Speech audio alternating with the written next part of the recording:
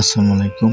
আমি আপনাদের ভিডিওতে যে বিষয়টি দেখাতে বা বোঝাতে চাচ্ছি সেই বিষয়টি হলো ছাগলের খামার তৈরি করা। ছাগলের খামার তৈরি করলে আপনাদের দুটি বিষয় বেশি নজর দিতে হবে।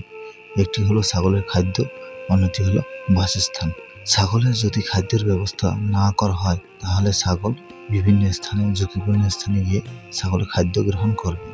তাই আমাদের ছাগলের পালন করতে হলে ছাগলের খাদ্যের ব্যবস্থা করতে হবে।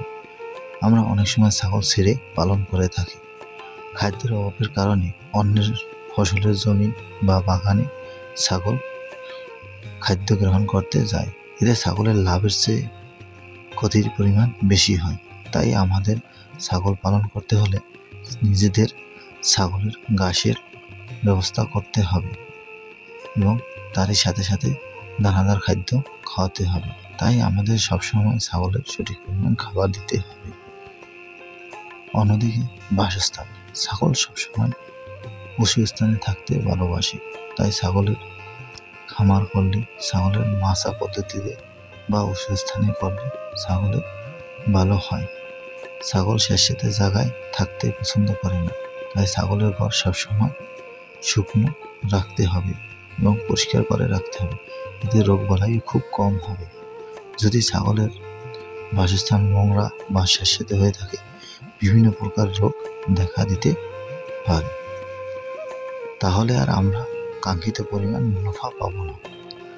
ছাগল পালন করে তখনই লাভ করা যাবে যখন ছাগলের এই দুটি সবসময় সঠিকভাবে দেখা যাবে।